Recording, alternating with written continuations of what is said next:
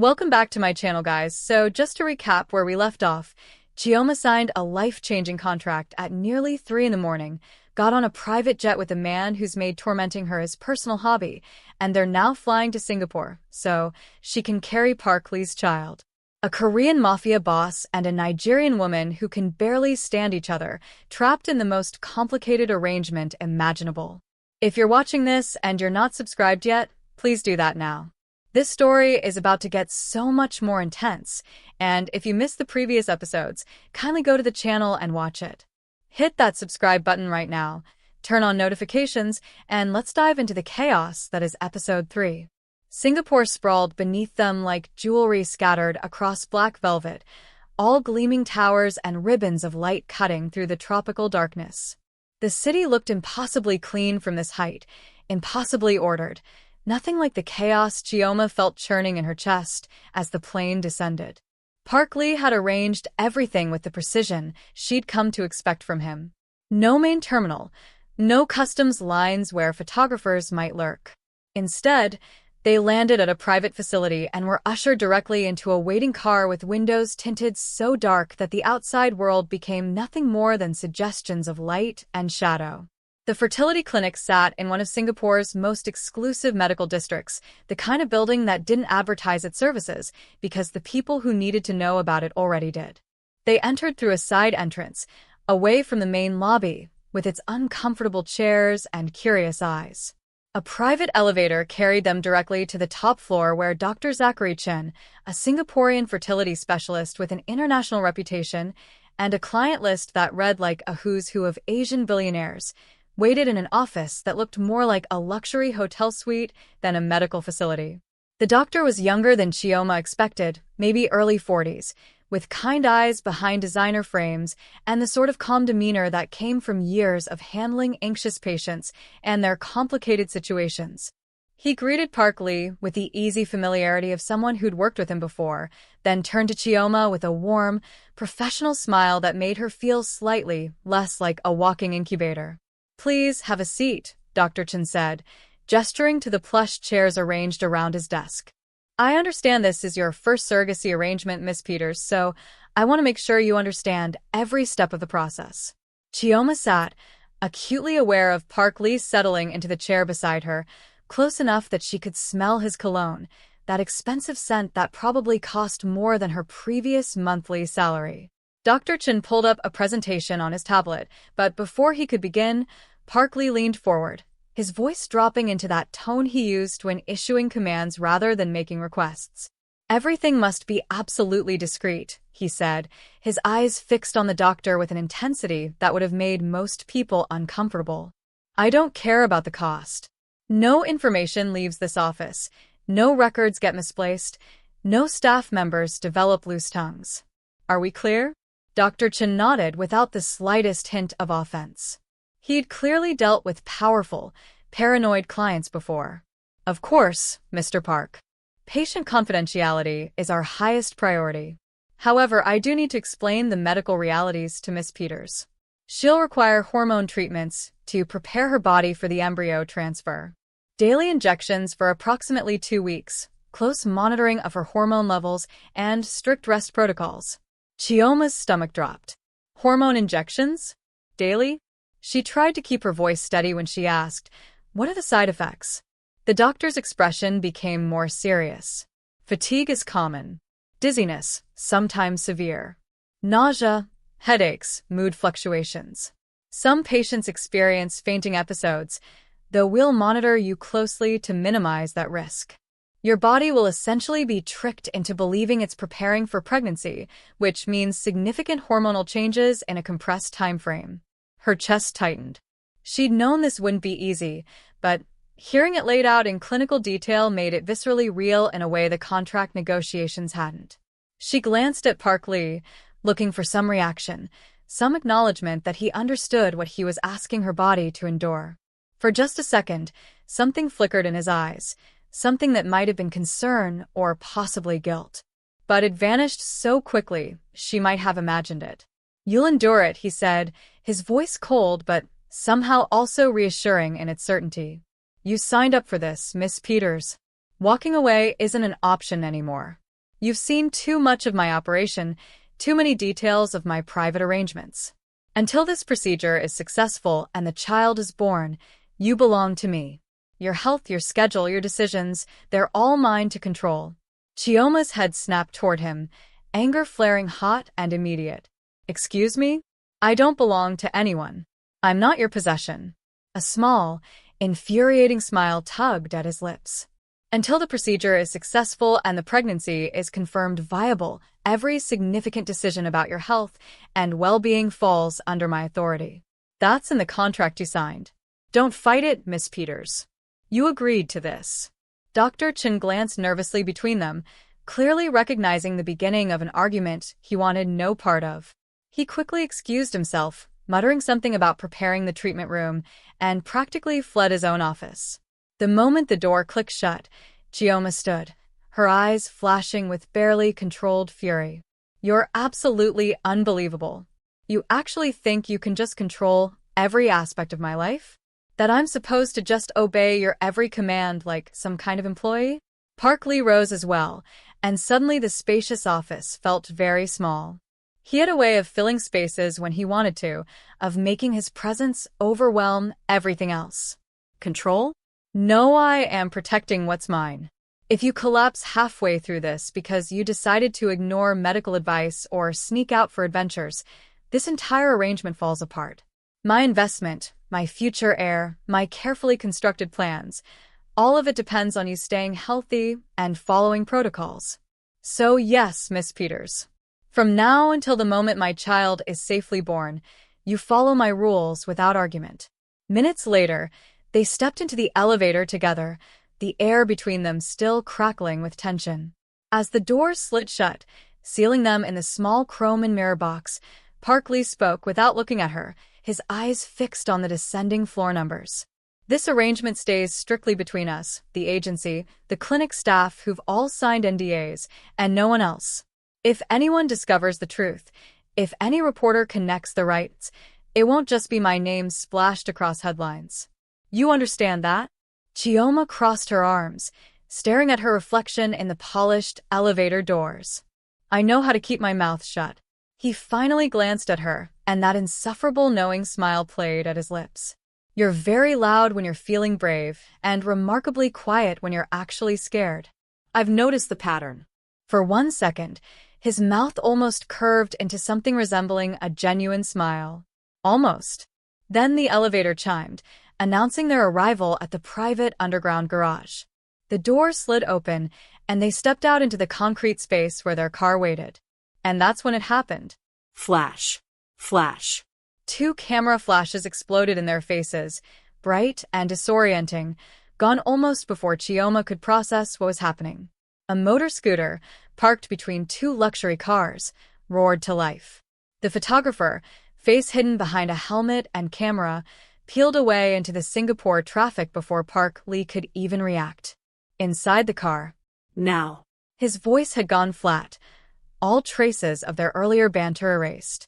This was Park Lee in crisis mode, the man who'd built a criminal empire through quick thinking and ruthless action. Chioma's heart raced as she dove into the vehicle. Who was that? How did they find us? A problem, he said shortly, already pulling out his phone. By the time they reached his Singapore penthouse, he'd made 7 calls in rapid Korean, each more threatening than the last. By evening, the headline had erupted across Korean entertainment news sites and gossip blogs. Billionaire Park Lee spotted with unknown woman at private Singapore clinic. What is the notorious CEO hiding? The article was pure speculation, no real facts, just questions designed to generate clicks and stoke curiosity. But it was enough to make Chioma's phone explode with messages from people who usually forgot she existed. Old classmates from Lagos, former co-workers from the hotel, even her cousin in Abuja, who never called, all suddenly desperate to know what she was doing in Singapore with one of Korea's most powerful men. Park Lee took the phone from her shaking hands, turned it face down on the coffee table, and met her panicked gaze with infuriating calm. No doom scrolling. No reading comments. No responding to messages. As long as they don't know who you are specifically, don't have your name or your face clearly visible, this story dies in 2 days. 3 maximum. And if it doesn't die? Chioma asked, hearing the tremor in her own voice. Then I bury it, he said simply. I bury the story, the photographer, the publications that run it, and anyone who tries to dig deeper. I have people who specialize in making problems disappear, Miss Peters. This is what they do. The certainty in his voice should have been comforting. Instead, it reminded her exactly who she was dealing with. A man with the resources and ruthlessness to erase people from public consciousness. Possibly from consciousness entirely. Days later, Chioma sat on the examination table in the clinic's treatment room, her sleeve rolled up, watching the nurse prepare the syringe with growing dread. She'd always hated needles, that sharp sting of invasion, the feeling of something foreign entering her body. She winced even before the needle touched her skin, squeezing her eyes shut. Do they really have to do this every single time? She asked, aiming for brave, but landing somewhere near terrified. A shadow fell across her face. She opened her eyes to find Park Lee standing beside the examination table, close enough to touch. His expression was unreadable, somewhere between annoyed and concerned. Stop making a scene, he said, his voice low but firm. It's just an injection. You're not dying. She shot him a glare hot enough to melt steel. Easy for you to say. You're not the one getting stabbed repeatedly for someone else's genetic legacy. But when the needle pierced her skin, her hand instinctively shot out and grabbed his wrist, fingers wrapping around expensive watch and warm skin without permission or apology. For a moment, he froze completely. She felt the tension in his arm, his instinct to pull away from unexpected physical contact. But he didn't move. Instead, his hand shifted, turning until his palm covered hers, steady and surprisingly warm. It'll be over in 5 seconds, he said quietly. Stop being so dramatic about basic medical procedures. Her eyes opened, meeting his. This close, she could see the individual lashes framing those dark eyes, could see the faint scar near his left eyebrow that she'd never noticed before. And for the first time since this insane arrangement began, she caught a genuine flicker of concern beneath all that arrogance and control.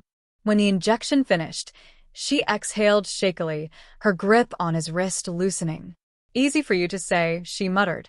You're not the one whose body is being chemically manipulated. The second injection burned worse than the first, a deep ache spreading from the injection site through her arm. The treatment room tilted once, then twice.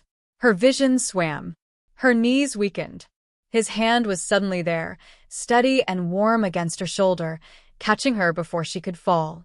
Breathe, he commanded quietly, his voice close to her ear. Count with me. 3, 2, 1. Don't be nice to me, she managed through gritted teeth. It confuses my entire nervous system when you act human. Noted. I'll be awful later to compensate. Can you stand now? Her phone, sitting on the side table, buzzed with an incoming message. Then another. Then a cascade of notifications, a thread of question marks from people who'd ignored her existence until they smelled scandal. They're already asking questions, she said weakly, watching her phone's screen light up repeatedly. People I haven't talked to in years suddenly want to know where I am and who I'm with. Let them wonder, Park Lee said, guiding her to sit back down on the examination table. Wondering won't kill them. Answers might kill you. Back at his Singapore penthouse, a sprawling luxury apartment that occupied the entire top floor of one of the city's most exclusive residential towers, life became a complicated dance of proximity and avoidance. They shared space but not lives, existed in the same rooms but maintained careful distances, spoke to each other in exchanges that somehow managed to be both intimate and completely impersonal. At breakfast, he criticized the way she poured milk into her cereal. You eat like a child. And you brood like a bitter old man who forgot how to enjoy anything, she shot back. When she tried to slip downstairs for fresh air and a change of scenery, he stopped her at the door, his body blocking her exit. No unnecessary stress. No late nights wandering Singapore. No distractions that might compromise the treatment protocols. You're not my father, she said, trying to step around him. He didn't move. No, I'm significantly worse. I'm the man whose entire future depends on your body successfully carrying my child to term. My control over your schedule isn't personal, Miss Peters. It's practical. And yet, when she fell asleep on the living room couch one afternoon after an exhausting round of appointments and injections, she woke hours later to find a cashmere blanket draped carefully over her. Park Lee sat across the room at his desk, apparently absorbed in his laptop, giving no indication that he'd been the one to cover her. Neither of them mentioned it. Neither acknowledged the small gesture of consideration.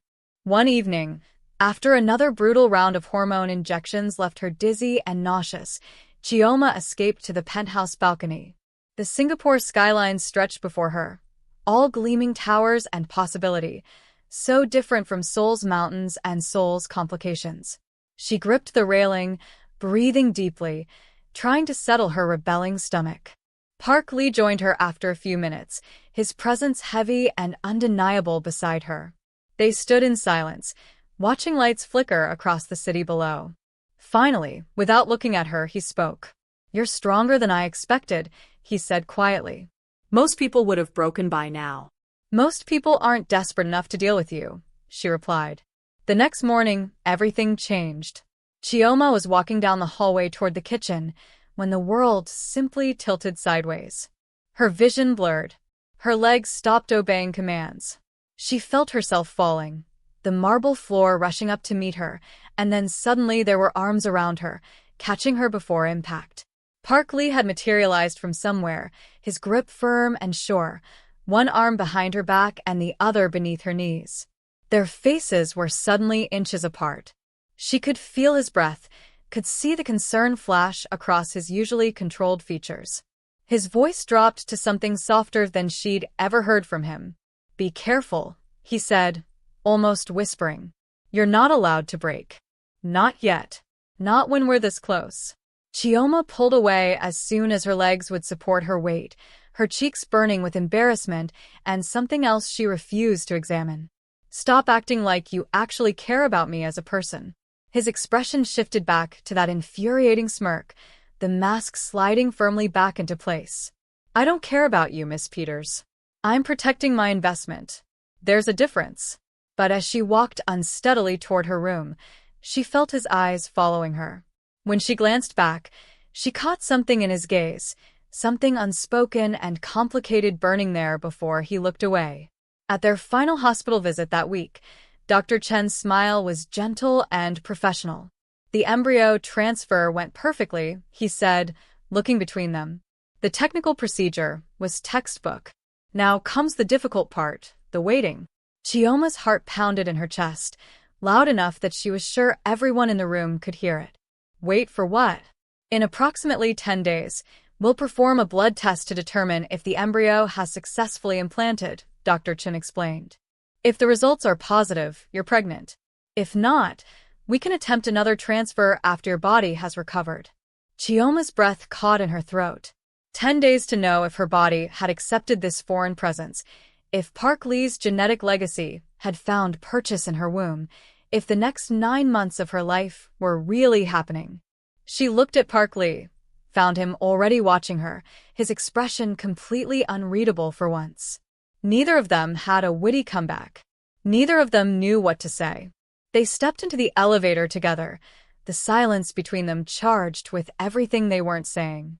As the door slid shut, Park Lee leaned in close enough that she felt his breath brush against her ear. 9 months of you in my life, he murmured. 9 months of your attitude and your stubbornness and your complete inability to follow simple instructions. Sounds like absolute hell. Chioma turned her face toward him, their eyes meeting at dangerous proximity, steady and unblinking. "Then brace yourself," she replied quietly. "Because if I'm pregnant, you're about to discover just how stubborn an Igbo woman can be when she's carrying someone else's future." The elevator descended, carrying them back down to ground level, back to their complicated arrangement, back to the 10 days of waiting that would determine everything. And neither of them mentioned that they were still standing closer than necessary. Neither acknowledged that neither had moved away. So that's where we're leaving them. 10 days until they know if Chioma is pregnant with Park Lee's child. 10 days of living together in that Singapore penthouse, trapped between what they are and what they might become. If you think the tension is thick now, just wait until next episode when the test results come back and everything changes again. Make sure you're subscribed because you absolutely do not want to miss what happens next. Drop a comment telling me if you think they're actually starting to care about each other or if it's still just business and survival. I'll see you in episode 4 where the real complications begin. Until then, comment and rate this episode on a scale of 1 to 10. To be continued.